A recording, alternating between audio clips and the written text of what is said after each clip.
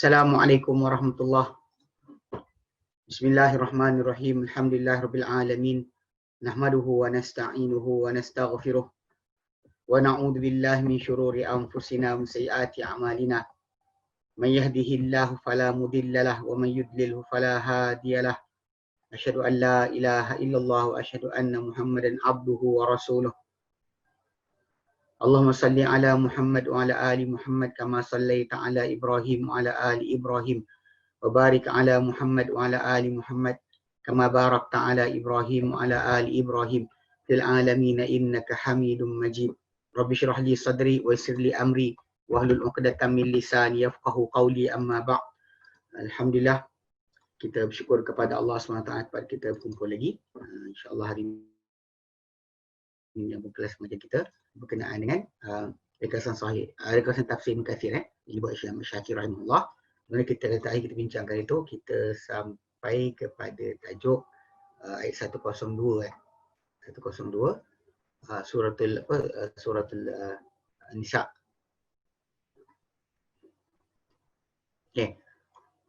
Surah Nisa. 102 lah. 102. Yang mana kita bincangkan dalam ayat tersebut berkenaan dengan tajuk solat khauf, solat khauf. Ini adalah macam kita sebutkan keadaan istimewa ataupun bukan istimewa berbeza. Mana satu norma yang berlainan yang berlaku ketika mana peperangan. So solat ketika perang adalah solat yang dilakukan macam kita sebut itu, dia ada dua keadaan. Satu keadaan di mana kita dengan musuh, dua-dua berkemah, mana kita tempat kita, musuh tempat kita musuh. Kemudian pelaksanaan solat tersebut akan dibuat, imam akan bersama jemaah. Dia dalam keadaan kalau sekiranya musuh arah kiblat atau mungkin arah kiblat. Kalau musuh arah kiblat, maka imam akan solat dan belakang dia akan diikuti oleh jemaah dua barisan. Saf pertama akan ikut sujud bersama Nabi, bersama imam untuk rakaat pertama. Kemudian dia jalan, kemudian bila diorang dah selesai barulah saf kedua rukuk untuk ketika berhadapan dengan musuh. Kalau musuh di arah kiblat. So jadi dia bergilir-gilir, sujud tu bergilir antara jemaah saf pertama dengan saf kedua. Itu kalau arah kiblat. Dan ada cara yang lain kita baca dalam hadis yang kita baca itu, bahawa satu barisan menghadap kepada musuh, betul Nabi ataupun imam di tengah, kemudian ada saf satu lagi di belakang. So saf ni akan menghadap musuh, dan imam solat dengan saf pertama satu rakaat, kemudian habis diorang lari, yang depan datang belakang solat bersama imam satu rakaat lagi. Dia kata jadi riwayat tersebut imam satu rakaat, imam solat dengan imam solat dengan jemaah pertama satu rakaat, dengan jemaah kedua satu rakaat. Imam dua, jemaah tu satu-satu. Yang kaedah yang lain yang kita kata yang kalau musuh bukan berada di arah kiblat, mana satu saf tu menghadap kepada musuh, satu barisan menghadap musuh, satu lagi barisan solat bersama imam. Kemudian bila selesai solat pertama tu ada dua cara. Satu, imam solat bersama pertama tu satu rakaat macam yang kita sebut tadi, ataupun imam solat dengan mereka dua, cuma imam solat satu, imam takbir ihram dengan jemaah pertama, kemudian jemaah tu habiskan solat sendiri, bangun pergi menghadap musuh, yang jemaah kedua masuk pula dan solat bersama imam satu rakaat sendiri satu rakaat, dan bersama imam baki rakaat. Jadi diorang bagi salam. Mana imam bagi takbiratul ihram bersama jemaah pertama, kumpulan pertama, kemudian diorang bagi salam sendiri, kemudian imam akan solat bersama jemaah kedua, dan juga jemaah kedua tu akan bagi salam bersama imam. Itu keadaan kalau sekiranya dalam keadaan masih lagi dua side tu masih lagi tak bertempur. Kalau berlaku pertempuran dalam keadaan perang sengit, maka kita kata yang diamalkan adalah dalam surah Al-Baqarah ayat 239. So basically kita dah terangkan itu, alhamdulillah. Jadi maksud dia apa? Maksud dia ini kaedah solat yang berbeza. Dan ini yang kita faham bila berlaku keadaan berbeza tengah-tengah musim macam sekarang COVID-19 kan. Jadi segala pelaksanaan ibadat tadi berdasar kepada masalah. Masalah pertama kat situ adalah menjaga nyawa.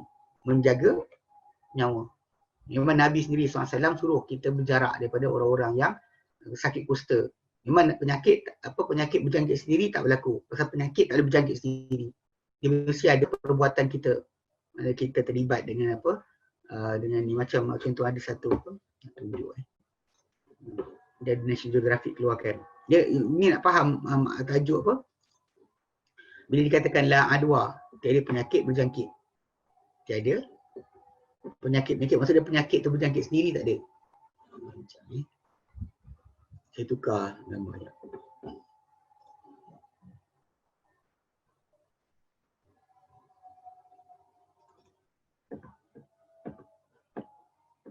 Okey, dia macam ni.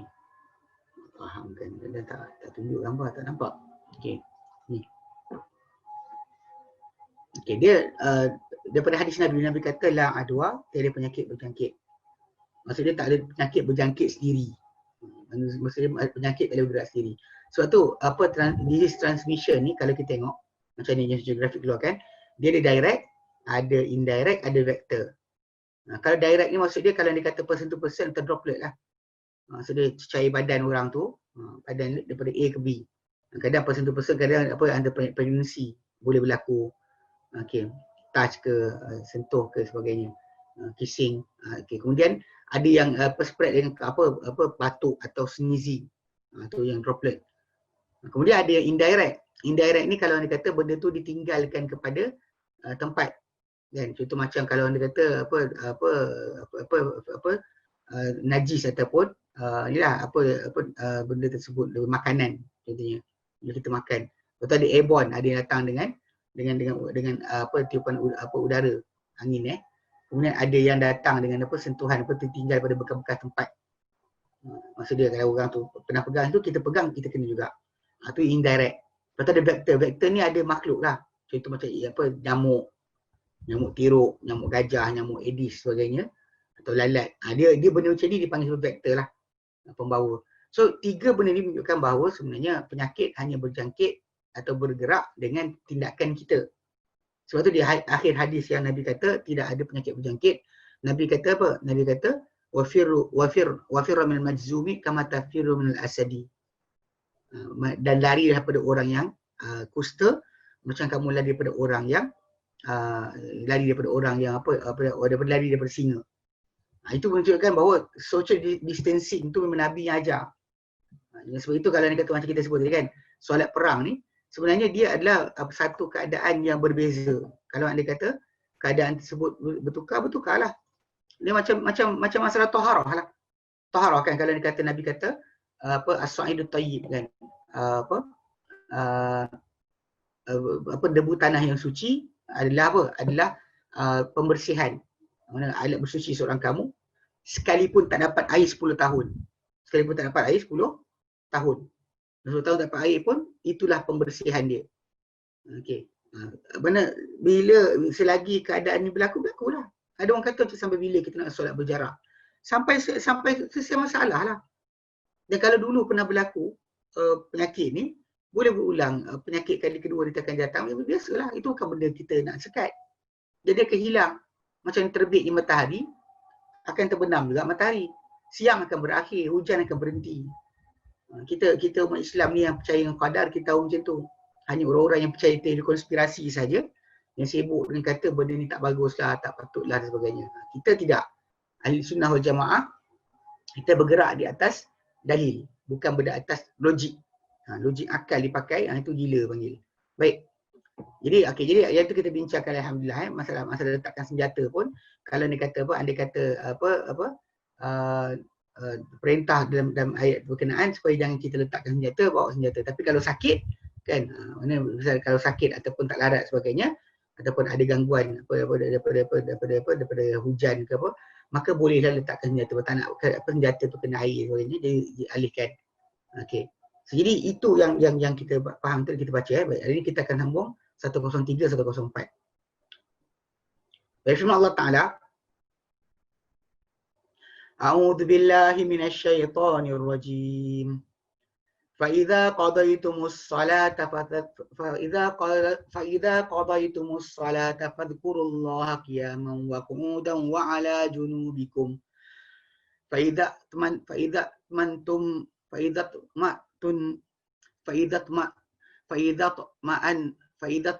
nantum faqimus salata innas salata kanat 'alal mu'minina kitaban mawquta. nantum faqimus salah innas salata kanat 'alal mu'minina kitaban mawquta. Wala tahinu fi ibtigha'il qaum in takunu ta'lamuna fa innahum ya'lamuna kama ta'lamun. Wa tarjuna minallahi ma la yarjun. Wa kana Allahu aliman hakima. Okey, fa idza qadaitum. Fa maka. Ini selepas solat tu. Okey. Fa idza qadaitum, maka apabila qadaitum kalian telah selesai as-salata, solat. Apabila kalian telah selesai solat. Fadhkurullaha qiyaman wa qu'udan wa ala junubikum. Maka ingatlah Allah. Berzikirlah mengingati Allah Ta'ala dalam keadaan berdiri, duduk dan juga di atas belakang badan kamu. Mana pada perbaringan kamu. Mana semua keadaan. Maksud dia, nanti kita bincang tafsir. Maksud dia, kalau ikut faham kat sini, solat tu ingat Allah Ta'ala. Solat tu ingat Allah Ta'ala. Tapi lepas solat tu masih lagi ingat Allah Ta'ala berterusan. Dalam keadaan berdiri ke, pasal tengah peperangan kan, peperangan. Mana Allah Ta'ala tak dilupakan dalam semua keadaan. Ketika tengah berperang, tengah solat, dan ketika tidak solat. Okey, qiyaman berdiri, qu'udan duduk, wa ala junubikum di atas sebelah badan kamu, mana miring, berbaring. Okey. Fa idza tma'nantum, dan bila kalian telah idza tma'nantum, maka apabila itma'nantum, kalian telah tenang. Fa aqimus solah, maka dirikanlah solat. Nanti kita akan kaitkan dengan surah Al-Baqarah 239. Dirikanlah solat. Bila dah tenang, maka dirikanlah solat. Tapi maksud dia solat dengan waktu dan cara yang biasa. Innas salata, sungguh solat itu kanat 'alal mu'minina, ke atas orang, ia adalah dia ke atas orang-orang beriman, kitaban mawquta, kefarduan atau kewajipan mawquta yang berwaktu-waktu. Ada waktu-waktu khusus. Wala tahinu, dan jangan kalian rasa lemah, dengan rasa hina, wahana lemah, wahan, rasa berat. Fi ibtigha'il qaumi, dalam mengejar atau mendapatkan al-qaumi, kaum kenaan. Dalam mengejar mereka, berperang dengan mereka, lawan mereka, kamu jangan rasa hina, rasa lemah, jangan rasa lemah. In takunu ta'lamun, jika kalian ta'lamun, merasakan akan kesakitan, kepedihan. Kalau kamu sakit dengan pergi perang dan sebagainya, fa innahum ya'lamuna kama ta'lamun, maka sebenarnya mereka juga akan berasa sakit. Macam kalian berasa sakit. Kalian sakit, diorang pun sakit. Tak ada diorang tak sakit, diorang sakit, kamu sakit. Wa tarjun minallahi ma la yarjun, namun kalian berharap. Dan kalian berharap dari Allah Ta'ala ma la yarjun, apa mereka tidak harap. Wa kana Allahu aliman hakima, dan adalah Allah Ta'ala amat-amat mengetahui, amat-amat bijaksana. Amat-amat teliti. Okay, amat-amat teliti dan bijaksana. Baik. Hakim ni boleh maksud dengan hakim ni yang merapikan sesuatu. Bila kita satu benda tu rapi, elok, hakim. Teliti, hakim. Tapi kita sering pakai dengan kalimah bijaksana. Bijaksana, baik. Okay, dia kata ni, okay. Berkata Ibn Katsir rahimahullah, ya'murullahu ta'ala, memerintahkan Allah Ta'ala bikasrati dzikri akibat salatil khauf. Akibat salatil khauf. Memerintahkan Allah Ta'ala untuk memperbanyakkan berzikir, itu menyati dia, seselesai solat khauf. Dia kata wa in kana ma'syru'an maraghaban fihi aidan ba'da ghairiha. Sekalipun perbuatan berzikir ni, mengatakan Allah Ta'ala, digalakkan padanya juga, digalakkan juga, maraghaban fihi, digalakkan ia juga pada selain daripada solat khauf. Solat biasa pun macam tu. Memang kita tak salah nak bangun atau bangkit. Wajib duduk tidak. Dan bahkan Nabi pernah, macam dari riwayat Sahih Muslim kita baca dulu, baginda SAW istighfar 3 kali dan baginda bangkit. Baginda istighfar 3 kali dan baginda bangkit. daripada tempat duduk. Tak ada Nabi terus duduk. So menunjukkan bahawa boleh untuk bangkit. Tapi sebab tu kenapa dalam ni dia kata ingat Allah Ta'ala ketika berdiri, duduk ataupun berbaring. Okay. Walakin hahuna akidun.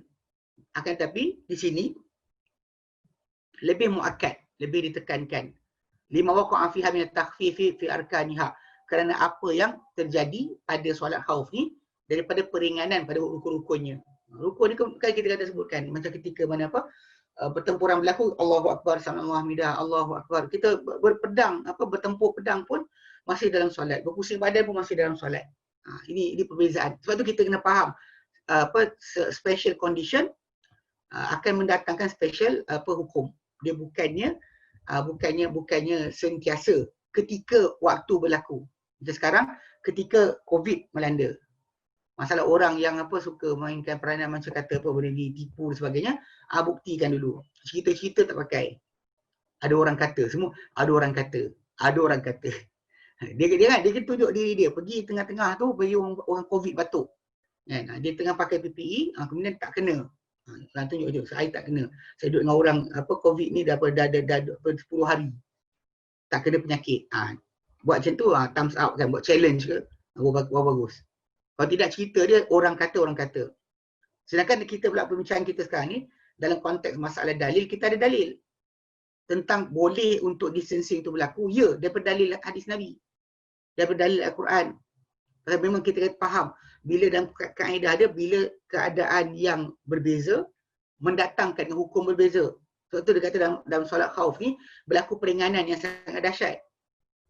Atau macam sebut dia Umar kan, solat asalnya 2 kan, ketika hadar, ketika tak musafir 4, ketika musafir 2 dan ketika perang 1, ketika peperangan 1. So solat tetap berjalankan tapi bukan dengan kaedah biasa. Itu perbezaan dia. Kalau orang tu letakkan rukun solat semesti sekian dan dia kena belajar bahawa bila Nabi kata solat berdiri, kalau tak boleh berdiri duduk, kalau duduk mengirik baring. Okay. Dia Nabi yang ajar macam tu. So tak ada siapa boleh kata macam tak sah. Pasal benda tu datang dengan penyakit, datang dengan kesakitan. Hilang sakit, maka hilanglah hukum. Macam juga hilang je penyakit, hilanglah perangan bertajuk tadi, hilanglah hukum dia. Okey. Wa minar rukhsati fi dhihabi fiha wa iyab wa ghairi zalika. Dan daripada kelonggaran pada pergi dalam solat tadi, boleh bergerak ke depan, pergi mara ke depan, pergi ke belakang. Wa ghairi zalika selain itu yang boleh buat. Pergi dan datang. Macam tu kisah macam berganti soft. Barisan tu maksud dia barisan 1, barisan 2. Boleh bertukar pula. Itu datang dan pergi. Dalam solat tapi datang dan pergi. Mimma laisa yujadu fi ghairiha. Daripada perkara yang tak wujud pada selainnya. Tak wujud pada selain solat khauf. Okey. Kama qala ta'ala, macam Allah firmankan, fi ashhuril hurum.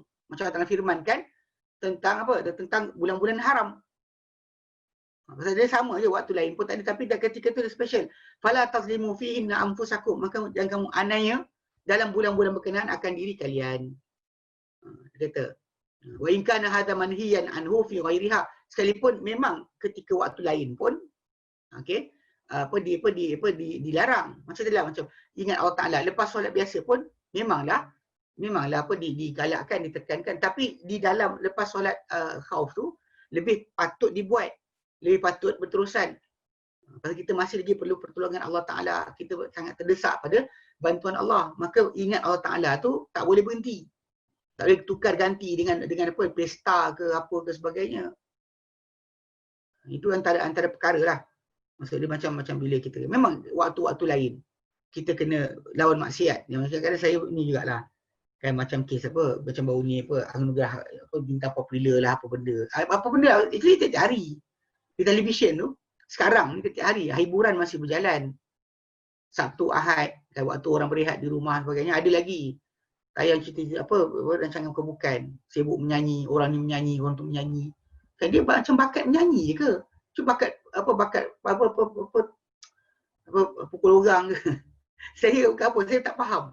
Bila bakat tu kenapa kena mesti menyanyi? Even kalau dalam masyarakat barat pun bila kata American Idol, kenapa kena menyanyi?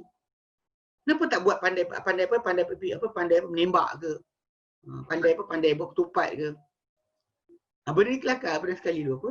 Saya ikut apa pak mentua saya pergi ke apa retreat kontraktor telekom, saya temankan dia. Jadi waktu retreat tu berlaku dekat Port Dickson. Itu semualah kontraktor telekom seluruh Malaysia datang. Jadi lepas tu dia buat sekian-sekian. Lepas tu dia buat apa? Chicken dance. Kononnya untuk apa?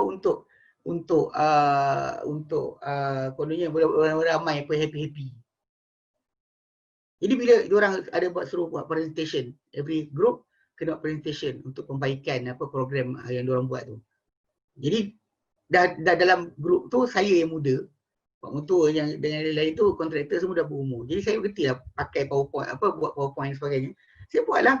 Bila saya buat saya tunjukkan, saya kata kenapa kena buat chicken dance? Kenapa kita tak buat macam program hari ni kan semua kontraktor telekom datang. Cuba pertandingan, saya kata apa pertandingan untuk tarik kabel ke. Untuk buat apa kerja yang cepat ke. Barulah betul kita kata ni buat chicken dance. Kenapa? Apa dapat? Dah lah orang tua. Saya kata kan, jadi benda tak logik. Tak ada ni. Jadi macam masyarakat dunia sekarang ni, nak kata, tahu, dia punya timbangan akal tu pelik. Bila idol dia kena nyanyi. Bila jadi apa? Jadi tu kena jadi artis. Kenapa? Kenapa tidak benda tu macam contoh orang tu boleh baiki kereta ke? Kan? Atau pandai tangkap ikan ke? Dijadikan benda berkenaan sebagai kepakaran sebagai sebagai satu benda dinaikkan. Ini kesalahan media masa lah. Media masa pergi letakkan satu bab hiburan. Segmen khas hiburan. Lepas tu letakkan artis ni kahwin, artis cerai, artis sekian. Tak ada kerja lain ke? Baik letak kepada bakat. Tukar daripada hiburan kepada bakat. Pada apa orang buat apa dan bakat tu macam mana apa menjadi satu benda dikongsi ramai. Boleh betul. Itu pelik kan. Jadi macam sekarang betul. Ketika mana waktu lain memang patut haram. Tapi ketika waktu ini patut disekat, dihentikan. Kalau kita dalam keadaan terdesak, dalam keadaan tersepit, terhimpit, perlu pertolongan Allah Ta'ala. Tapi dengan keadaan kita bermaksiat, jadi kita nak dapat pertolongan Allah Ta'ala. Dan tak ada siapa boleh kata bahawa muzik tu yang dibuat, pertandingan nyanyi-nyanyi tu bukan maksiat. Kata apa? Benda tu apa? Sebagai benda harus. Benda halal dalam Islam. Try cakap tengok. Ini masalah dia yang pelik. Saya tak faham kenapa. Cuma macam kisah kat sini lah. Dalam konteks masalah ketika waktu lain pun berzikir dengan Allah Ta'ala tu disyariatkan. Cuma ketika lepas perang tu lagi dahsyat. Macam tu dia bagi contoh kat sini. Allah firmankan pada bulan-bulan haram. Maka Allah Ta'ala kata jangan kamu aniaya diri kamu dalamnya. Mana dalam bulan haram. Ayat 36 surah Taubah. Wa in kana hadza manhiyan anhu fi ghairiha, sekalipun menaniaya diri buat dosa adalah dilarang pada selain daripada bulan haram pun. Walakin fiha akidun li syiddati hurmatiha wa nizamiha. Okey, akan tapi pada bulan haram padanya lebih ditekankan kerana apa? Melampaunya kehormatan bulan tersebut, bulan haram dan kemuliaan atau kebesaran bulan haram. Sebab tu kenapa disebut macam tu, diasingkan walaupun dia larang pada waktu lain. Tapi ketika itu lebih dahsyat. Macam tu macam kisah. Ingat Allah Ta'ala lepas solat lebih memang ditekankan, disuruh. Tapi ditekankan dan digalakkan ketika mana lepas solat perang. Lebih dahsyat lagi. Kita masih belum putus. Macam tu kita sekarang ni. Waktu mana benda maksiat tu haram. Tapi ketika waktu tengah tersempit macam ni masih lagi buat maksiat, masalah. Dia tak ada logik. Manusia yang hilang logik masalah dia. Okay? Dia kata oleh hadza qala ta'ala. Ini Allah Ta'ala firmankan, fa idza qadaitumus salata, bila kalian telah selesaikan solat, fadhkurullaha qiyaman wa qu'udan wa ala junubikum. Maka ingatlah Allah Ta'ala dalam keadaan berdiri dan duduk dan dari atas sebelah badan kamu mana mengiring, berangkat dan berbaring. Maksudnya pada fi sa'ir ahwalikum, pada semua keadaan kamu. Jangan lupa ingat Allah. Berterusanlah ingat Allah Ta'ala. Kan memang kita katakan bila Nabi kata dalam hadis yang sahih Allah Ta'ala kata ana inda dhanni abdi bi. Aku pada sangkaan hamba-ku. Mana macam hamba-ku sangka aku, itulah aku. Maksudnya kalau disangka aku ni baik akan tolong dia, aku tolong dia. Kalau dia rasa aku akan hukum dia, aku akan hukum dia. Dan Nabi sebut betul, Allah Ta'ala kata apa? Wa ana ma'ahu idza dzakarani. Dan aku bersama dia, wa ana ma'ahu, dan aku bersama dia idza dzakarani, bila dia mengingati aku. Dia ingat aku bersama dia. So kita dalam peperangan lebih dahsyat. Macam sekarang lah. Mengingati Allah Ta'ala ni sangat penting ketika dalam keadaan musibah. Keadaan tersebut. Ingat Allah Ta'ala lebih penting daripada segala-galanya. Sebab kita nak kebersamaan Allah Ta'ala dan kita. Kita nak pertolongan Allah Ta'ala tapi kita nak buat benda yang Allah Ta'ala suruh. Dan ni pelik kan? Tak sepatutnya berlaku. Habis-habis pun kalau kata orang tayang juga kan padamkan lah. Tidur ke time tu. Yang tengok benda-benda bukan tadi kan. Alihkan televisyen. Offkan televisyen ketika ni. Boycott. Boycott orang-orang yang tak erti hormat kepada syiar-syiar Allah Ta'ala atau waktu-waktu yang sepatutnya berlaku pengabdian diri Allah Ta'ala itu lebih dahsyat lagi. Waktu lain ya, tapi ketika ni lagi dahsyat. Okey. Thumma qala Ibn Atal firman basu. Fa idza tma'nantum. Maksud dia apa? Okey. Dan apabila kalian telah tenang. Kalian itma'nantum, kalian telah tenang. Fa idza tma'nantum. Idza tma'nantum. Qalam sejalan bila kalian telah tenang. Ai fa idza amintum wa dhahabal khaufu, dan bila kalian telah aman dan telah hilang akan ketakutan. Wa hasalatil tama'nina wa hasalatit tama'ninatu, dan terhasil ketenangan. Fa aqimus salata, maka dirikanlah solat. Ai fa atimmuha, itu apa? Sempurnakanlah ia. Wa aqimuha, dan dirikanlah ia. Kama ubirtum bihududiha, macam mana kalian diperintahkan dengan batasan-batasannya. Wa khusyu'nya, wa ruku'iha, rukuknya, wa sujudiha, dan sujudnya, wa jami'i syu'uniha, dan semua keadaan-keadaan dia. Ini yang kita kata buat solat macam asal. Bila dah tenang, solat macam asal. Macam dalam ayat surah Al-Baqarah lah. Ayat 239 tu. Fa'idha amintum, kat sana dengan lafaz fa'idha amintum, bila kalian dah rasa aman dan selamat dan tidak lagi ketakutan. Fadhkurullah kama 'allamakum ma lam takunu ta'lamun, maka ingatlah Allah Ta'ala sebagaimana dia ajar kalian apa kalian tidak ketahui. Itu kan tengok.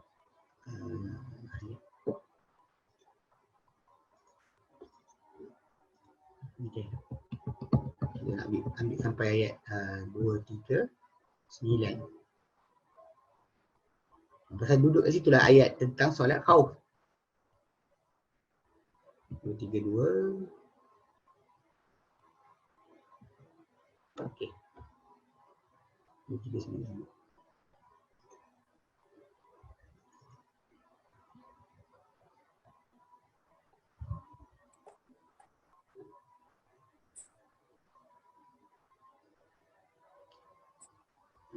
Okey.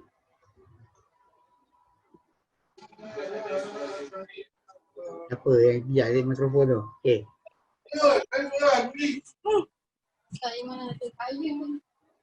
Aku salah pakai laptop.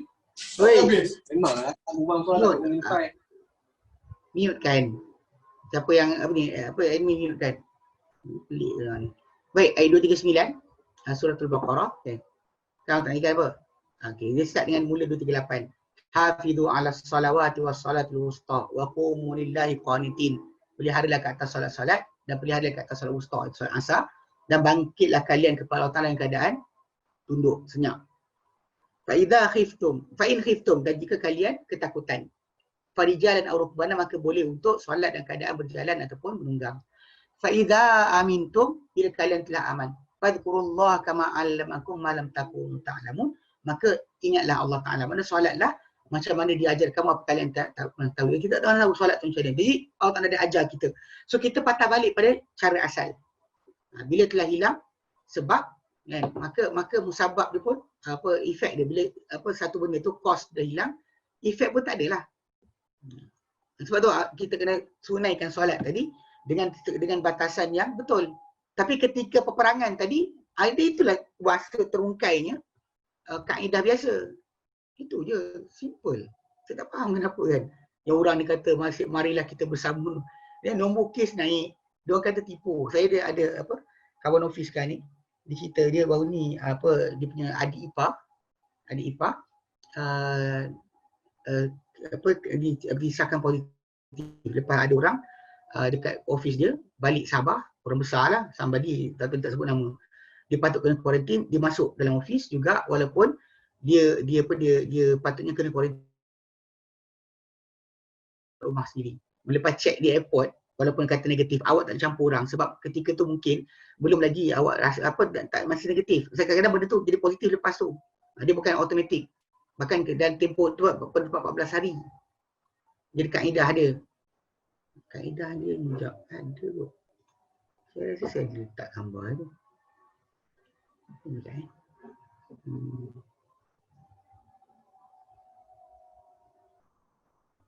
Dia, sekejap. Mana dah. Sekejap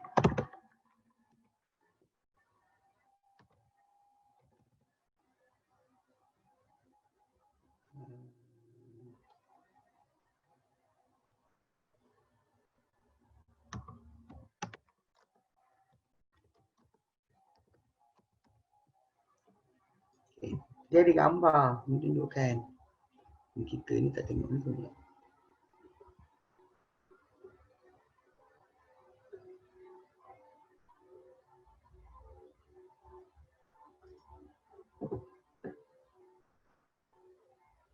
Okey, di sini.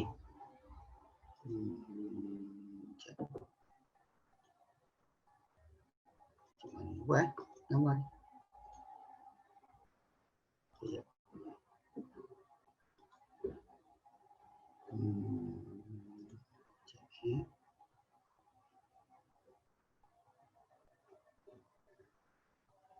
Okey, di sini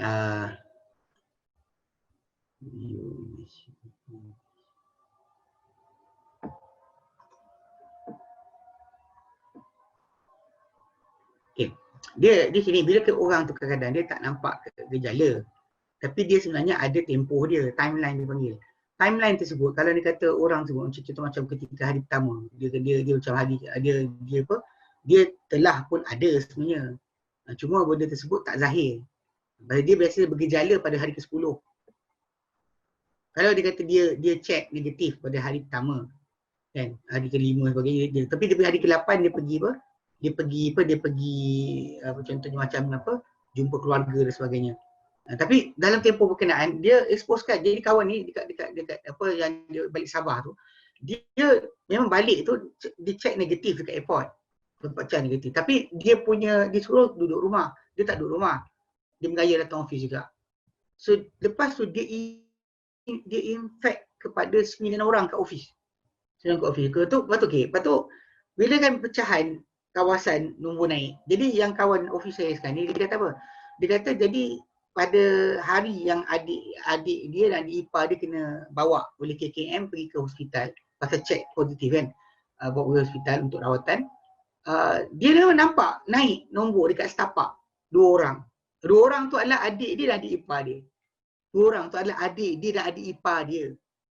Itu yang pelik kadang-kadang orang kita dia kan macam rasa macam takkanlah kan. Jadi benda ni pelik sikit lah. Kita dalam Islam kan benda ni kita sepatutnya belajar daripada keadaan tadi dan bukannya kita sibuk untuk kata ini kata itu. So kita berdepan mata kita macam nampak api terbakar. Takkan bodoh pergi ulur muka kat situ. Ini kebenaran. Jadi dalam konteks ni kita kena beringat sikitlah. Saya perhatikan banyak orang apa fikir benda ni remeh. Dia rasakan benda ni adalah teori konspirasi dan sebagainya. Sebab dia lupa berkenaan dengan syariat Islam ajar apa. Jadi benda tu berlaku. Memang dia kata nombor tu naik. Adik ipar dia dan adik dia kena bawa. Dan ketika hari tu, dia kata hari pertambahan kes kan. Memang 2 orang dekat setapak tu adalah adik dia dan ipar dia. Nombor tu naik macam tu, tahu tak? Dia pelik orang kita ni, dia kata tu tipu nombor lah apa dan sebagainya. So jadi memang kita akan solat semula cara biasa bila hilang asbab, punca-punca, kos hilang, efek pun tak adalah. Mana kita akan buat solat berjarak bila mana dah telah aman. Sekarang tak aman lagi, tak macam tu lah dalam solat khauf tadi. Itu cara kita. Lepas tu bila Allah kata, dia kata, faidat ma'nantum, bila kalian telah aman, telah tenang, fa'aqimus solat, maka dirikanlah solat. Maksudnya dengan cara apa? Dengan cara macam ni asal. Dengan khusyuk, rukuk, sujud, semua keadaan-keadaan solat. dengan keadaan yang serupa. Itu cara dia. Ketika datang masalah, datang cara hukum yang berbeza. Itu kaedah Islam. Dan bahkan dalam konteks ni, menjaga nyawa mengatasi daripada yang lain. Menjaga nyawa mengatasi yang lain. Kita dan Islam ni ada rukhsah dan azimah. Dia sebut rukhsah, kelonggaran. Azimah ni kita berkeras di atas satu keputusan agama, tak nak tukar. Mati pun tak apa. Yang terpuji pada konteks masalah mati pun tak apa ni adalah berkenaan dengan ketika kita dipaksa untuk menutur kata-kata kufur, kita tak nak kata-kata kufur dibunuh. Itu cara dia, betul. Adapun ketika mana contoh macam mempertahankan nyawa, dia tak boleh. Contoh kalau makan haram, makan benda haram untuk selamatkan nyawa atau kekal tak usah makan benda haram. Ni nyawa nak mati maksudnya kita nak mati dah, orang tu bagi arak. Minumlah ni. Kita kata memang dahaga dan nak mati. Maka ya wajib, bukan sunat Tak ada kata saya tak tahu makan benda haram, tu gila. Awak mati masuk neraka. So awak bunuh diri, dianggap sebagai bunuh diri. Itu konteks yang kena faham. Sebab menjaga nyawa ni prioriti yang besar dalam Islam. Sebab tu kenapa dalam konteks macam bila kita boleh makan yang haram bila kita dalam keadaan tersepit, terdesak. Yang nak menyelamatkan nyawa kita, kena minum. Kena makan. Walaupun benda haram. Ketika tengah kenyang tak boleh lah. Ketika memang kelaparan, kebuluran makanan tak ada, kecuali itu. Tak makan kita mati dan dia. Macam itu kes ni juga. Untuk menyelamatkan nyawa, penjarakan itu adalah ajaran agama. Yang pelik ni semua yang bercakap fikah pun. Yang tak pandai fiqh, Malaysia je semua jadi dalil. Okay? Baik. Dan Allah nyatakan lepas tu, wa qawluhu Allah firmankan lepas tu, innas salata kanat 'alal mu'minina kitaban mawquta. Sehingga solat adalah ia ke atas orang-orang beriman kefarduan yang berwaktu-waktu. Qala Ibn Abbas, kata Ibn Abbas, ay mafruḍah yang diwajibkan. Kitaban tu mafruḍah. Okey, kitaban mawquta yang mawqut dan diwaktukan, ditetapkan waktu dia, difardukan akan masa dia. Kata waqal bin Mas'ud, berkata Ibn Mas'ud radhiyallahu anhu, inna lis-salati waqtan ka waqtil haji. Sebenarnya solat, untuk solat ni ada waktu seperti waktu haji. Kan haji kan ada bermula dengan hari tarwiyah 8 Zulhijjah, kemudian 9 kena wukuf, kemudian 10 kena sekian. Semua benda tu adalah keadaan berwaktu-waktu lah. Mana kalau untuk buat pada waktu bukan waktu je tak sah lah, macam sekarang pergi. Macam Kasim Ahmad kan, apa anti hadis. Dia bila tengok ada jadi kes waktu 2014. 2014 ke 2015. Kes perempuan dekat Mina. Bila jemaah haji Iran, dia lintas dekat kawasan Lontar tu, dia patah balik dari jalan yang sama. Langgar orang ramai, bertempur. Berlaga-laga dengan orang. Mati. Ni memang Syiah memang biasa buat itu. Merosakkan ibadah haji. Cuma kerajaan Saudi tidak isytiharkan sebab tak nak nanti orang nampak jadi Iran takut. Tak nak pergi dalam keadaan ketakutan. Tapi memang Iran biasa buat perancangan juga berosakkan akan ibadah Islam. Ala kuliah, jadi bila jadi kes itu kan, kita kata dia memang waktu dan masa. Jadi memang kita kata menontar waktu sekian, hari sekian, masa dia memang itu semua tu adalah antara yang diaturkan. Yang kita buat pada hari sekian, dia buat sekian, pada hari sekian buat sekian. Okey, jadi memang kita kena follow every step. Barulah ibadat haji kita sempurna. Macam tu juga solat. Solat. Dia kata wa kadza ruya an Mujahid wa Salim bin Abdullah wa ghairihima. Demikian diriwayatkan daripada Mujahid bin Jabr bin Abbas, Salim bin Abdullah dan selain ini tabi'in. Sebutan tabi'in ini dia ceritakan maksud yang sama. Wa qala Zaid bin Aslam, berkata Zaid bin Aslam. Dia kata mauquta berwaktu-waktu. Munajjama yang berasing kan masa dia. Kullama madha najama.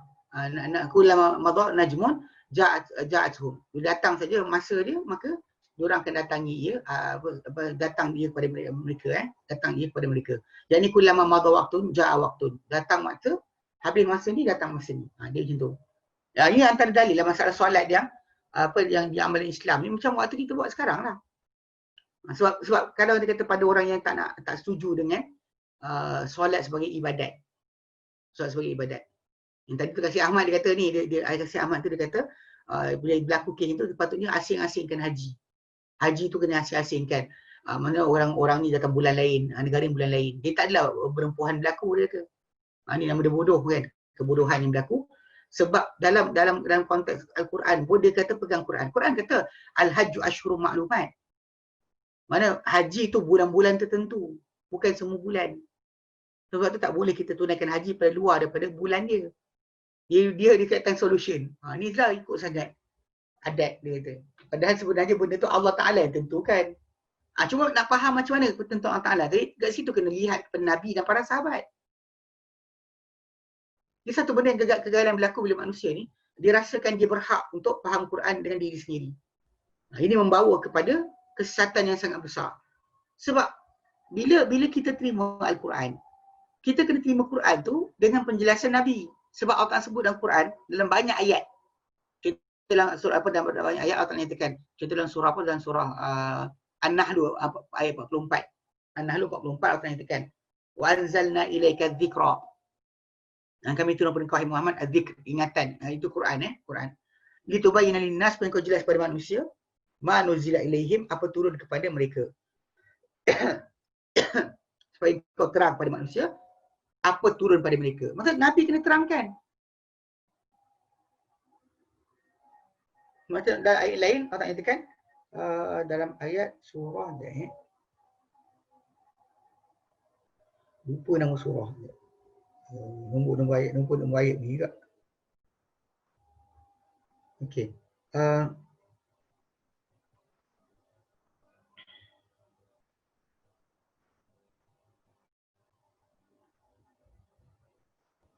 Dalam ayatnya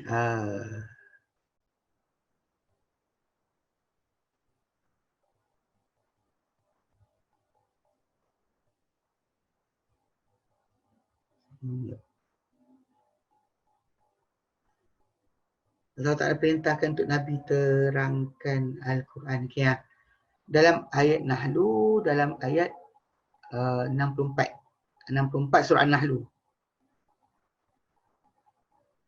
Okay. Wa ma anzalna 'alaika kitab illa litubayyana lahum alladhi ikhtalafu fihi. Dan tidak kami turunkan kepada Muhammad kitab kecuali untuk keterang pada mereka apa yang mereka bercanggahan mengenainya. Supaya Nabi terangkan. So basically Quran datang sebagai panduan, tapi untuk menjelaskan kena Nabi. So bila macam kita ingat jumpa dengan apa geng Kahar punya Al-Kadzab. Saya kata ayat ni datang bagi tahu solat tu ada waktu dia.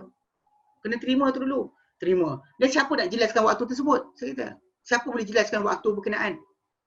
Waktu tu bagi solat tu siapa yang berhak jelaskan? Banyak orang kadang kita kata dari segi sudut ni, dia merasakan overconfident. Dia rasa saya pandai, saya belajar MCKK lah, MRSM ke apa sebagainya. Saya belajar London. Saya boleh faham Quran sendiri. Ini kesesatan yang berlaku. Ada orang jumpa saya, dia kata apa? Aunty dia, mak saudara dia kot. Sekejap, abang mana satu kan? Pejam mata nak nampak muka masa satu. Tak ingat.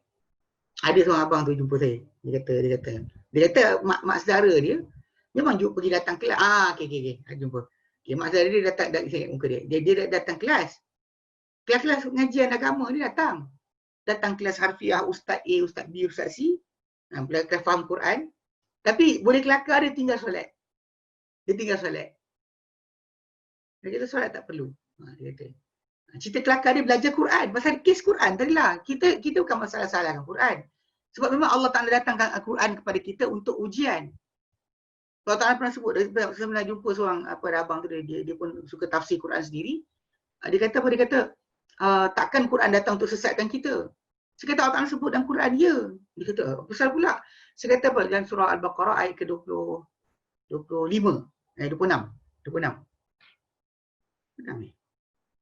Inna Allah la yastahi. Surah Al-Baqarah ayat yang ke-26. Allah Ta'ala nyatakan a'udzubillahi minasyaitonir rajim.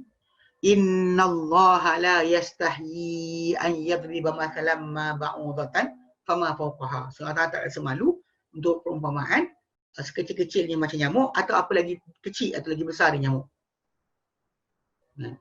Mama fawqaha apa lagi di atasnya. Fa ammal ladina amanu. Ada pun orang beriman. Dia dalam perumpamaan dalam kalam turun pada kita wahyu dia buat perumpamaan. Orang beriman Faya'lamuna annahu al-haqqu min rabbihim, maka mereka tahulah ia kebenaran turun daripada Tuhan mereka. Wa ammal ladzina kafaru, ada orang kafir pula, fayaquluna madza aradallahu bihadza mathala. Maka mereka kata, apa Allah Taala nak ini sebagai contoh? Allah jawab. Kan? Yudhillu bihi katsira, Allah sesatkan dengannya banyak. Wa yahdi bihi katsira, Allah Taala beri hidayah dengannya banyak. Banyak manusia akan dapat disesatkan, banyak manusia akan diberikan hidayah. Wa ma yudhillu bihi ilal fasiqin, dan akan disesatkan dengan contoh-contoh macam tu dalam Quran ke, dalam apa yang Nabi SAW sampai daripada Allah Taala ke, sebagai contoh, tidaklah disesatkan dengannya kecuali orang-orang yang fasik. Ini kena faham. Jadi memang dalam Quran sahaja tak cukup. Quran saja tidak memadai. Bukan maksud dia kita menafikan Quran tu penjelasan segala benda. Sebab Allah Ta'ala iringkan dalam Quran sendiri, Nabi kena jelaskan. Nabi kena jelaskan. So jadi kita jumpa dengan kumpulan sesat macam tu kan. Dia kata solat tak perlu, solat tak sekian. Saya tanya soalan, ni ayat ni kat mana? Nak faham kat mana ayat ni? Ayat tentang masa solat ada waktu. Bila Allah Ta'ala kata solat ada waktu. Okey, siapa nak jelaskan sekarang? Siapa berhak? Siapa ada autoriti untuk jelaskan? Kita ada Nabi. Kita ada Nabi dan para sahabat lepas tu yang mempelajari solat daripada Nabi dan tunjuk pada orang selepasnya macam mana solat tersebut, waktu dia bila dan sebagainya. Kenapa nak kena apa perbincangkan tajuk tu? Dia kepelikan berlaku ni bila ada manusia menyangka bahawa kan bila dia baca Quran, dia rasa pandai, dia nak buat apa suka hati dia. Dan tak boleh lah. So, Quran betul kitab hidayah. Tapi dia ada disiplin dalam mendapatkan. Contohnya tepung. Tepung, awak nak makan nasi, tepung kan. Okay, macam beras lah. Nasi beras. Masak apa nasi. Beras. Kita nak masak beras tu. Untuk jadi nasi. Kan perlu ada sukatan air. Untuk dia jadi betul. Bukan main tara je letak apa air banyak. Jadi bubur. Letak kurang air. Maka dia akan jadi apa? Kering. Dia akan jadi antah. Dia tak boleh maknanya tak masak. So, cara betul dia adalah kadar yang tepat supaya dia jadi nasi. Macam juga solat kita dan sebagainya. Untuk faham kadar dan cara, kena tahu daripada panduan. Dan panduan tu hanya datang daripada Nabi SAW selepas itu daripada para sahabat. Lepas tu bila jumpa dengan geng-geng yang sesat ni kan, saya tanya siapa ada autoriti. Jadi kasih kita lah seorang apa hamba Ta'ala tu dia kata solat ni pagan ritual. Sebab ikut apa waktu-waktu. Sepatutnya kalau kita ingat Allah, ingat sentiasalah dia cakap itu. Lepas saya baca ayat ni. Solat ke atas orang beriman adalah kefarduan berwaktu-waktu. Lepas dia pun, ada ayat tu. Kita geram jugalah. Dia jahil. Lepas tu saya bagi analogi pada dia. Saya kata, bang, kalau sekiranya kita dapat apa rumah abang kita ni ada satu agreement. Dia tulis agreement tentang rumah dia tentang sekian. So agreement tu saya bagi kat abang. Abang boleh tak interpret, terangkan agreement tadi suka hati abang? Dia tak boleh. Saya kata kenapa? Kenapa tak boleh? Sebab bukan saya tulis. Bukan saya tulis agreement tersebut. Dan saya bukan ahli undang-undang. Dia finance. Lepas tu saya kata, sejak bila abang jadi ahli Quran? Kalau anda kata abang bukan ahli undang-undang, abang bukan ahli, bukan yang tulis akan agreement tersebut. Dari Quran, kita patah balik pada Quran. Quran ni bukan abang tulis. Kemudian abang pun bukan ahli Quran.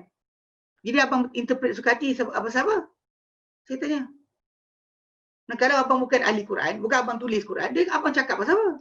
Sebab tu interpretasi Al-Quran macam tadi kepada waktu-waktu perlu kepada sistem yang betul. Sebab tu Allah Ta'ala sendiri kata bahawa Nabi ni penjelas bagi Al-Quran. Dia bawa Quran tu bukan campak kat orang je, dia terangkan sekali maksud dan penjelasan dia.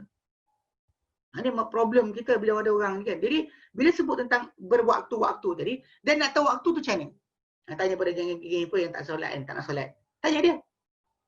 Quran kata, bila dia kata tak ada waktu. Siapa kata tak ada waktu? Quran kata ada waktu. Mana ayat? Ni ayat dia. Lepas tu dia kata, tapi tak boleh terima. Dan nak faham waktu tadi nak tanya siapa? Tanya awak. Tanya awak. Tanya ustaz awak. Tanya guru awak. Guru awak bukan Nabi. So Nabi terang ke tak? Nabi terangkan dan ikut Nabi lah. Para sahabat tunjukkan waktu berkenaan. So basically ini yang benda paling gagal bila umat Islam kita ni, yang kadang datang kesesatan. kita kadang tak jumpa jawapan sebab kita lupa basic manhaj. Tata cara benar memahami dalil. Kita ada dalil, tapi kita nak faham dalil tadi macam mana. Dia punca pertama nak faham dalil tadi, tengok Nabi. Lepas tengok Nabi, tengok sahabat. Dia tak boleh tinggalkan kaedah tersebut. Sebab kalau orang kata saya buka kamus, pengertian kamus adalah pengertian bahasa. Kita ada pengertian syarak. Macam contoh macam pray, solat. Kalau kita ikut bahasa, orang kata solat, kita doa je cukup dalam macam orang Kristian. Sedangkan bila kita lihat kisah-kisah para anbiya mereka, nukilkan dalam kitab mereka, Pak Ibrahim solat, semua para anbiya solat, turun dahi, ni dahi turun ke tanah, sujud ke tanah. So kalau Rasul tu solat, dia sujud ke tanah, dan diorang start solat yang sama, diorang solat apa? Orang kata I pray to God. Kalau dia buat macam tu tangan, betul I pray to God. Soalan nak tanya, kalau para Nabi tu dahulu, solat sujud ke tanah, mana korang punya ibadat yang serupa? Mana yang serupa macam tu? Mana? Movement yang sama. So basically dekat situ kita faham bahawa bila kita letakkan maksud bahasa, dia tak sama dengan maksud syarak. Kadang-kadang dia kecil, skop bahasa tadi dia kecil. Kadang terlampau luas. Terlampau luas pun ada, kadang terlampau kecil pun ada. Bila kita nak faham, dia akan persepsi yang berbeza. Tapi bila kita balik kepada apa? Penjelasan Nabi. Penjelasan para sahabat terima daripada Nabi SAW. Dan diajar pada para tabi'in berikutnya. Dan dekat situ selesai masalah. Ayat dia kata solat tu fardu berwaktu-waktu. So mana waktunya kalau bukan tengok Nabi, nak tengok siapa? Kalau bukan tengok Muhammad SAW, nak tengok siapa? Dia kena faham. Ini pasal ini basic manhaj. Yang tak sepatutnya manusia ni tak tahu dan tak sepatut menyebabkan mereka jadi apa? Jadi tak ketahuan, lalu apa? Tinggalkan ibadat yang Nabi tak tinggal sampai mati. Sampai Nabi wafat, para sahabat masih lagi solat. Tiba-tiba datang diorang kata tak ada. Dan kita tahu macam bila diorang kata apa? Ini Quran, itu hadis. Ya, Quran itu hadis, tapi masalah sekarang ni Quran bukan datang Quran saja. Bila zaman ketika para sahabat Nabi belajar Al-Quran, dan belajar Al-Quran, diorang belajar dengan tertibnya. Dan dalam keadaan tertib tersebut, dalam keadaan tertib berkenaan, memang apa kita panggil apa? Memang diorang buat pelaksanaan ibadat tadi, apa diorang ikut arahan Nabi SAW dan buat macam Nabi suruh. Dan tertib tersebut memang berlaku penentuan waktu berkenaan. Waktu tu jadi. Dia bukan datang macam kita kata random, tak. Dia ada aturan dia. So tu kita nak tahu aturan tersebut, tengok para sahabat. Dan kalau kita semua faham tajuk ni, tak ada siapa boleh sesatkan kita insya-Allah. Tak ada siapa boleh sesatkan kita sebab kita ada manhaj. Ini manhaj yang penting. Kaedah yang penting dalam pemahaman dalil. Dalil itu ada, nak faham macam mana. Dalil itu ada, nak faham macam mana. Betul tak faham tu? Sebab tu kita kena ukur fahaman kita dengan fahaman Nabi. Berikan atau para sahabat pelajari atau para sahabat ajarkan. Sebab kalau kita persoalkan Quran yang sama tu datang dengan sanad juga. Macam tu kita sebut Ibnu Umar belajar Al-Baqarah. Dia Arab, dia sahabat Nabi. Tapi dia belajar Al-Baqarah 8 tahun. Dia belajar Al-Baqarah 8 tahun. Kalau faham macam tu, kita kata bila macam tu keadaan para sahabat sendiri. Yang kita ni yang belajar Quran dalam masa 30 hari ni apa hal? Betul lah, kita belajar apa yang patut kita dapat tahu je sudah. Banyak mana kita boleh amalkan. Nak menjadi ke semua kita belajar, nak jadi ustaz dan sebagainya, kalau kita rajin silakan. Tak ada siapa halang. Tapi ikut disiplin yang sama. Belajar bahasa Arab, belajar ilmu usul fiqh dan sebagainya. Belajar berkenaan dengan usul tafsir. Belajar. Dan lepas tu baru bincang. Kalau ni kata itu pun tak lepas, macam mana? Level bahasa Arab huam-huam je. Datang kelas kali kemudian ponteng. Bila berasa berat, hilang kelas. Perangai biasa kan, tipikal orang-orang Melayu, Malaysia. Kan? Yang bila tak faham, lari. Tak faham, tinggal kelas. Lepas tu, kenapa tak datang? Tak faham lah, ustaz tu mengajar. Kalau tak faham, tunggulah. Macam mana awak tak faham dan lari? Lepas tu jadi pandai. Satu benda kelakar kan, pelik. Datang belajar kita, tapi kita ada kesabaran dalam belajar. Memang kita tak faham dan tanya. Tak faham, tanya. Tapi pasal dia keluar-keluar PhD tempat sekian, daripada London dah, UK, US sebagainya. Lepas tu rasa diri bijak. Dah sekolah dulu, dah sekolah terkenal di Malaysia. Jadi bila sampai pada keadaan tadi, tak tahu, tak nak tanya. Lepas tu rasa diri pandai. Ini masalah lah. Sebab saya kata Ibn Umar ni belajar Al-Baqarah, diriwayatkan dia belajar 8 tahun. 8 tahun. Pasal dia pergi ayat demi ayat, apa maksud, apa pengertian yang ada. Dia bukan belajar macam kita. Kan? Nak baca Quran, baca Al-Baqarah tu dalam masa 45 minit, habis. Boleh baca habis. Jadi soalan sekarang ini adalah macam mana mereka belajar dulu Al-Baqarah tu. Sebab dia orang dekat dalam tu ada hukum yang banyak. Sebab tu dia tidak melangkau suka-suka hati je. Okay? Tu faham, kat situ kena faham kat sini. Tajuk ni, tajuk berkenaan dengan ayat ni penting. Sangat penting.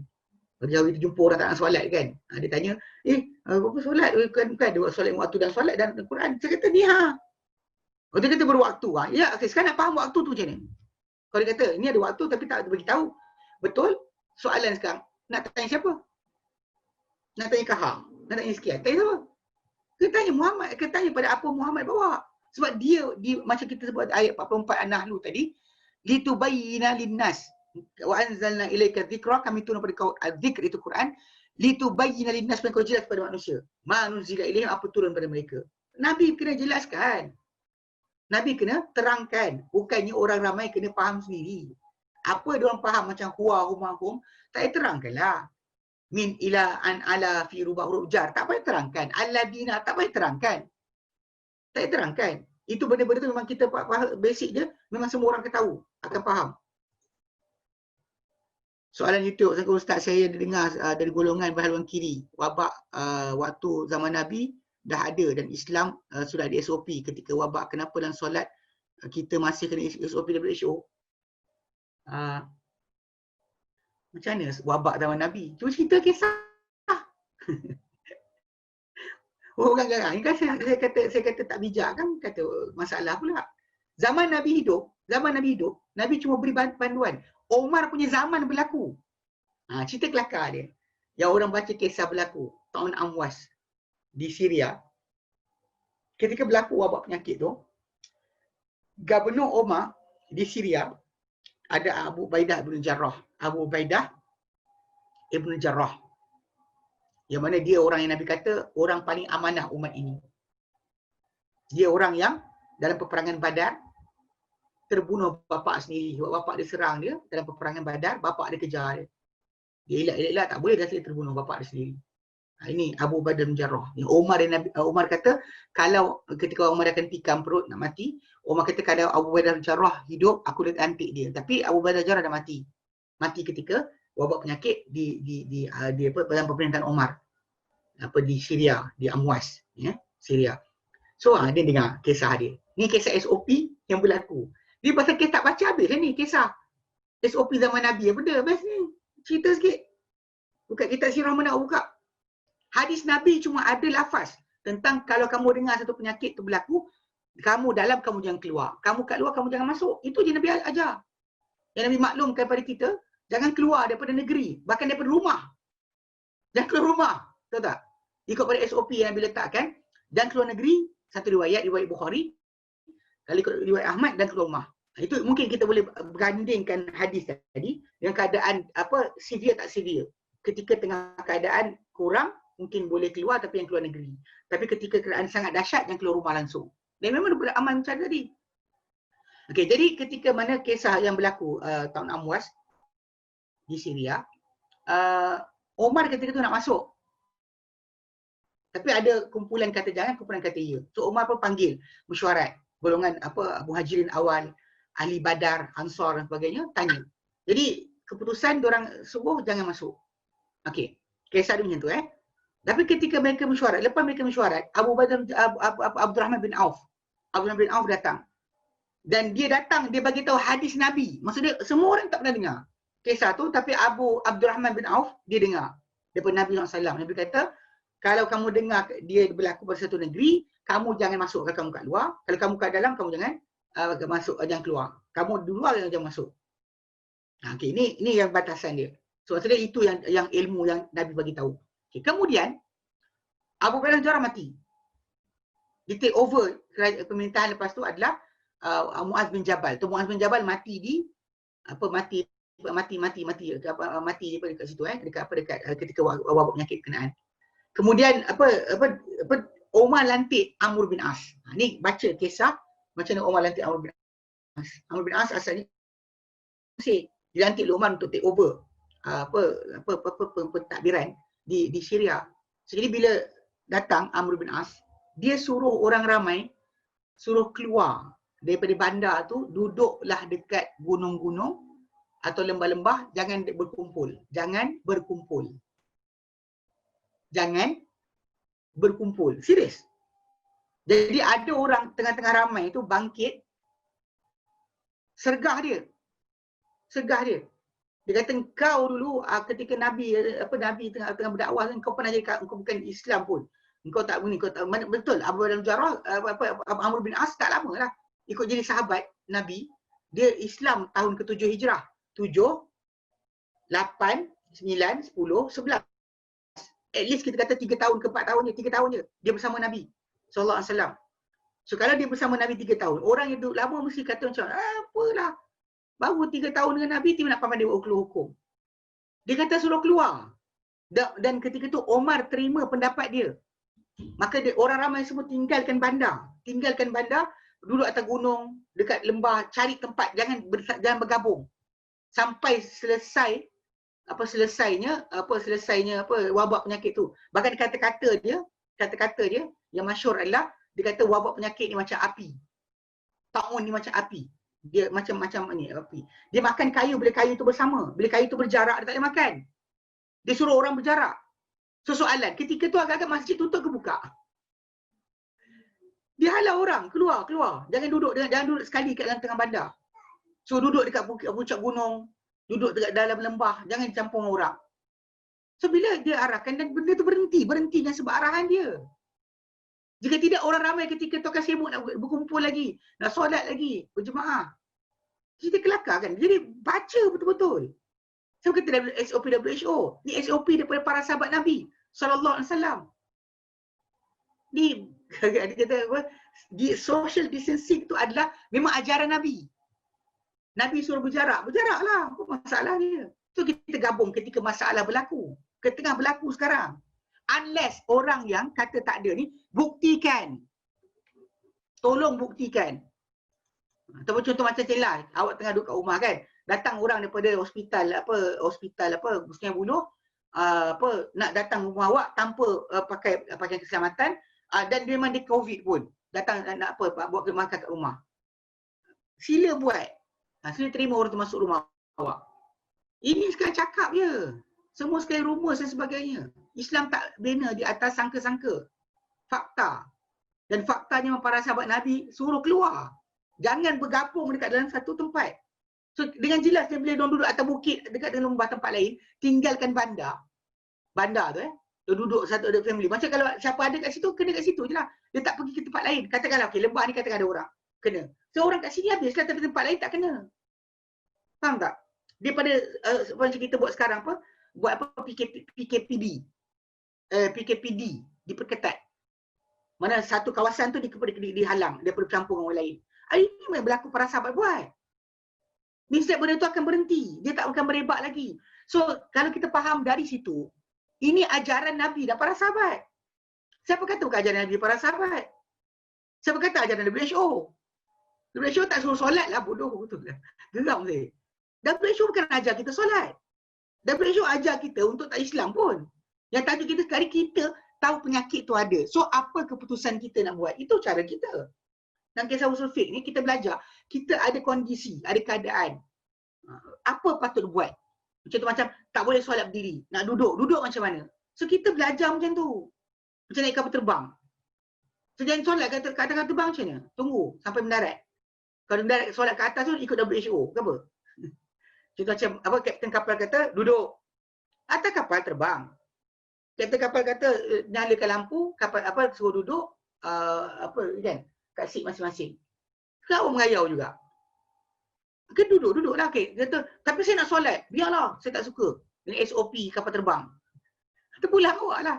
Yang penting sekali yang kita kena fahamkan adalah benda ni bukan kaitan dengan WHO. Ia adalah berkaitan dengan tajuk masalah social distancing tu. Tajuk dia itu. Berjarakkan diri daripada orang lain. So kita bergabung tu, kebarangkalian akan berlaku. Nabi suruh lari daripada orang kusta. Soalan, pasti sakit ke? Tak semestinya. Tak semestinya awak akan kena penyakit. Tapi Nabi kata suruh lari daripada orang kusta. Mungkin kena, mungkin tidak, tapi Nabi suruh lari. So kalau dia kata dalam COVID tadi memang boleh berlaku macam tu. Dan kita buat. Ada orang kata macam masalah. Dia kata, habis tu pasar raya boleh masuk. Pasar raya awak perlu orang ke? Awak duduk sebelah orang beramai-ramai. Awak lintas beli barang, awak belah. Solat ni awak akan masa duduk. Kalau dia kata ada ceramah, dah berhimpit.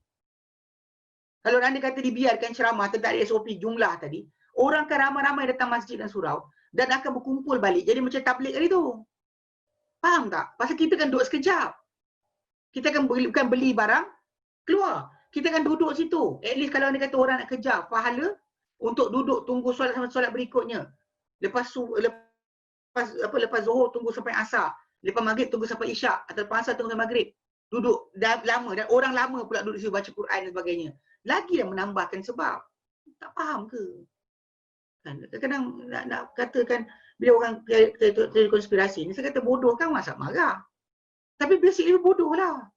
So kita disuruh untuk ikut fakta, bukan cerita orang. Cerita orang semua orang boleh tulis, tak ada siapa bertanggungjawab. Tak ada siapa bertanggungjawab pun. Semua orang tulis apa dia nak. Zaman social media sekarang ni. Tak ada siapa yang bertanggungjawab di atas tulisan. Masih hebat je suka hati. Ini kita bertanggungjawab di atas benda tersebut. Kenapa main subuh buat hati tu? Biar kalau nak bertanggungjawab cakap, buktikan. Pergi dekat Sungai Buloh, jadi sebagai volunteer dan cakap saya daripada golongan yang tak percaya COVID ni ada. Jadi saya nak buktikan pada orang ramai. Jadi buatlah tantang kertas sebagainya. Pergilah buat. Bukan tak boleh pun. Awak ada kebebasan buat.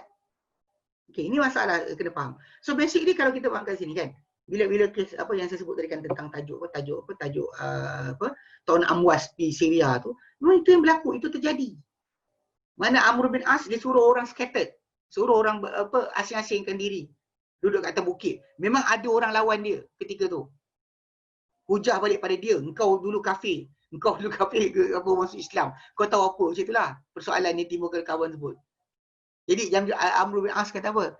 Amr bin As kata suruh kita keluar. Dia keluar pasal dia orang ada pegang ketaatan pada pemerintah. Walaupun tak setuju dia orang keluar. Tapi dengan itulah berhentinya wabak. Ini basic. Jadi benda macam ni yang kita kata kita perhatikan. Banyak orang yang bercakap ni tak belajar pun. Pengarah filem bercakap. Kan? Orang yang tak ada tauliah bercakap dan sebagainya. Yang tak belajar agama bercakap. Yang belajar agama separuh-separuh bercakap. Kenapa saya itu? Dia diamlah. Awak bukan doktor, awak bukan ahli agama. Bukan pakar berkenaan dengan ilmu agama. Bukan pakar kedoktoran. Dan dia diamlah. Dia diam. Okey. Kemudian Allah katakan, wa qaulu ta'ala firman lepas tu, wala tahinu. Dan kamu rasa lemah. Fi ibtira'il qaumi dalam mengejar atau mendapatkan akan kaum berkenaan. Ai la tad'afu. Dan kalian rasa lemah. Jangan lemah fi talabi aduwikum dalam mengejar atau mendapatkan musuh kamu.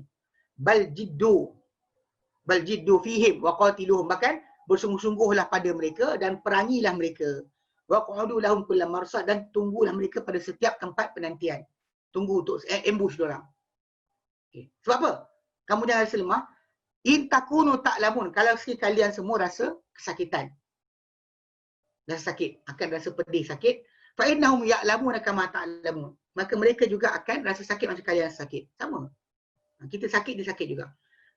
Ai kama yusibukum al-jarhu wal qatlu. Itu macam mana menimpa kalian kelukaan dan pembunuhan. Luka berlaku, bunuh pun berlaku pada kamu. Kadzalika yahsulu lahum. Demikian juga ia berlaku pada mereka. Kama qala ta'ala, macam firmankan dalam surah Al-Imran ayat 140. Iyamsaskum qarhun, jika mengenai kamu akan kelukaan. Faqad masal qaum qarhun misluh, maka telah kena pada kaum tersebut kelukaan yang serupa. Ini kalau kes masalah kita perang Uhud, berlaku umat Islam mati 70 orang. So bila ketika tu ada kesedihan berlaku, maka Allah Taala peringatkan, kalau kalian pernah kena dilukakan, kena pada kalian kecederaan, diorang pun pernah cedera juga. Diorang pun pernah mati 70 orang. Jadi bukan benda baru. Diorang kena, kamu kena. Okey, namun kita semua qala Allah Taala firmankan, wa tarjuna min Allah ma la yarjun. namun begitu kalian mengharapkan dari Allah Ta'ala apa mereka tak harapkan, mereka tak ada Tuhan untuk kembali, untuk mereka ikat diri mereka kepada beramal tadi. Kenapa? Okay? Ai antum wa iyahum sawa, kalian dan mereka adalah serupa. Fima yusibukum wa iyahum, pada apa menimpa kalian dan menimpa mereka. Minal jarahi wal alam, daripada luka dan juga kesakitan. Walakin antum tarjuna minallahi wan nas al-masubata wan nasra wa ta'ida. Akan tapi kalian mengharap dari Allah Taala ganjaran, kemenangan dan bantuan. Wa hum la yarjuna syai'an min dzalika, dan mereka tak harap satu pun itu. Paling-paling pun glory, personal glory, kehebatan sendiri, keberanian sendiri. Dalam Islam tak ada. Kita ada mengharap ganjaran Allah Ta'ala. Kita berdiri di medan jihad, itu Allah Ta'ala akan berikan ganjaran. Apa tu satu lagi tambahan kan? Tentang tajuk kan. Kan kita belajar Belajar surah At-Tin wa Zaitun. Kita beza kita dengan orang kafir. Bila tak boleh ibadat ke apa, tak kisah. Kita umat Islam, kalau kita tak boleh datang masjid, tak boleh nak mengajar, tak boleh nak buat ibadat yang biasa kita buat kerana SOP, kita patut rasa gembira sebab tak pernah kurang sikit pun pahala kita. Sebab Allah sebut dalam Quran surah Tin kan, Wat-tin wa zaitun, demi tin dan zaitun. Waktu di Sinai demi berpokok di Sinai. Wa hadzal negeri yang aman itu Mekah. Laqad khalaqnal insana fi ahsani taqwim, kami telah ciptakan manusia pada sebaik-elok kejadian. Jadi daripada dia lemah, dia jadi sampai orang yang paling bertenaga. Kemudian kemudian kami jatuhkan dia balik pada serendah-rendahnya. Maksudnya makin tak larat. Jadi maksudnya dia akan hilang possibility untuk ibadat yang baik. Tapi dalam sama Allah Ta'ala kata pengecualian. Illa allazina amanu wa amilus solihat. Ada kecuali orang beriman dan beramal soleh. Falahum ajrun ghairu mamnun, untuk mereka ada ganjaran yang tak akan putus-putus. Orang tak dapat pergi masjid sekarang. Yang biasa pergi masjid, yang biasa berjemaah, siapa biasa mengajar, siapa dapat sekian, siapa yang istiqamah dalam ibadat dia, tak dapat datang yang betul pun, pahala tetap dapat sama. Sebab Nabi kata dalam hadis yang sahih, maksudnya orang yang sentiasa kan beribadat ni, bila mana dia katakanlah tak dapat pergi sebab A sakit atau B musafir, ditulis pahala dia seumpama dia tidak sakit dan tak musafir. Pahala penuh. So kita kalau kita seorang yang biasa macam tu ibadat kita senyumlah. Tak dapat pergi pun kita pahala berjalan. Kelas kita batal pun kita berjalan, pahala. Senyum. Sebab apa? Sebab ganjaran telah berjalan. Kita kejar rahmat Allah Ta'ala. Kita kejar redha manusia. Manusia ni boleh cakap macam-macam sebagainya akan berubah. Sekejap sayang, sekejap benci, sekejap hormat, sekejap hina. Itu benda berlaku pada manusia. Allah Ta'ala tidak macam tu. Kalau kita mengharap Allah Ta'ala, maka kita tak ada masalah pun. Kalau kalian harap dari Allah Ta'ala apa, mereka tak harap. Fa'antum awla bil jihad minhum, maka kalian lebih utama untuk berjihad banding mereka. Wa asyadu raghbatan fi iqamati kalimatillah wa ila'iha, dan paling sungguh-sungguh, paling dahsyat keinginan dalam menegakkan kalimah Allah dan juga meninggikannya. Sepatutnya itu. Kita tak patut bimbang pun masalah tadi sebab kita ada Allah. Kita tahu kerja kita walaupun tak berjaya, Allah Ta'ala tulis untuk kita pahala. Berbeza dengan orang kafir tadi, dia ukur dengan kejayaan. Kita tak. Kita umat Islam, kita ukur dengan struggle. How much struggle kita buat dah. Berbanyak keletihan, kepenatan kita dah buat. Dalam menuntut ilmu, dalam menyampaikan ilmu, dalam kita amar ma'ruf nahi munkar. Banyak mana kita dah struggle. Bukan masalah kita punya kejayaan. Orang kita salah faham. Dia ingatkan bahawa kejayaan itulah ukuran. Apa dia panggil KPI kan. Dia tak salah. Dalam Islam kita buat kerja dengan bersungguh-sungguh, namun hasil dia terpulang kepada Allah Ta'ala. Bukan kerja kita untuk memestikannya. Itu masalah yang kesilapan yang berlaku lah. Bila orang kita berukuran, berfikiran dengan pemikiran barat. Jadi last sekali dia tak dapat nak redha. Dia bekerja, beramal tapi dia masih tak puas hati. Sedihlah, runsing dan sebagainya. Tidak ada pergantungan kepada Allah Ta'ala yang benar. Dan dia kata itu, wa kanallahu aliman hakima. Dan Allah Ta'ala amat mengetahui, amat bijaksana. Ai huwa, itu maksudnya dia, Allah Ta'ala, a'lamu wa ahkamu, lebih mengetahui, lebih bijaksana, fima yuqaddiruhu wa yaqdih, pada apa dia tentukan dan apa dia putuskan. Apa dia tentukan, apa dia putuskan. Semua sekali dia adalah maha mengetahui, maha bijaksana. Wa yunfidhuhu wa yunafidhuhu wa yumdihi, dan dia dilaksanakan dia dan dia lalukan dia, jadikan betul terjadi. min ahkamihil kauniyah wa syar'iyah, daripada hukum-hukum yang kauniyah, terbit matahari, terbenam matahari, jarak matahari, jarak kandungan air, jenis binatang, jenis flora fauna, semua Allah Ta'ala letakkan daripada kauniyah dia. Ataupun syar'iyah yang diperintahkan, potong tangan pencuri, sebat orang berzina, bunuh orang murtad, kan, sebat orang menipu, menuduh orang yang tanpa bukti. So semua sekali itu semua sekali Allah Ta'ala lebih mengetahui, lebih bijaksana. Wa huwa mahmud ala kulli hal, dan dia Allah Ta'ala terpuji atas setiap keadaan. Semua sekali. Hatta dia menghukum pun alhamdulillah. Dia menyeksa pun alhamdulillah. Dan orang tak nampak Dia boleh sebut ke benda ni. Ketika belajar fiqh Asmaul Husna dulu, kita sebut bincang tajuk ni. Bila mana apa kita kata Allah Ta'ala terpuji kan. Maksudnya kalau dia hukum pun dia terpuji. Dia seksa pun dia terpuji. Sebab kadang orang tak nampak pada keadaan biasa, orang tak nampak. Tapi keadaan macam tengok cerita Tamil ke. Cerita Tamil. Kan? Dia bila hero datang. Ketika orang jahat tumbuk orang baik, kita marah. Tapi ketika hero tumbuk juga, pecah-pecah muka orang jahat, kita happy. Tak pasal kita happy bila mana pembalasan semula kepada orang yang layak mendapat pembalasan tu berlaku, kita rasa seronok. Keseronokan kita itu sebenarnya adalah macam itulah lebih dahsyat lagi, patut kita rasa gembira dengan bila Allah Ta'ala menghukum akan orang yang patut dapat hukuman. To become Buddhist, awak jadi Buddha, silakan. Kononnya, semua kita blessing, semua kita loving. Itu kan kerja kita. Dalam Islam Allah Ta'ala, dia maha penyayang, dia maha adil. Dia penyayang tapi dia juga adil. Bahkan dia mengetahui maha luas pengetahuan, maha bijaksana. So setiap perbuatan apa yang dibuat pada hamba-hambanya, pada alam ni, atau apa peraturan yang diturunkan, semua betul dan tepat. Unless kita ni tidak ada iman bahawa dia maha bijaksana, maha mengetahui. Kalau kita tak ada ilmu, tak ada perasaan berkenaan, dan kita nafikan salah satu sifat-sifat dia, kufur lah kita. Tak ada guna kita kata kita mukmin. Word mukmin tadi tidak berguna. Baik. Wallahu a'lam. So, insya-Allah kita masuk ayat berikutnya. Okey. Ada soalan?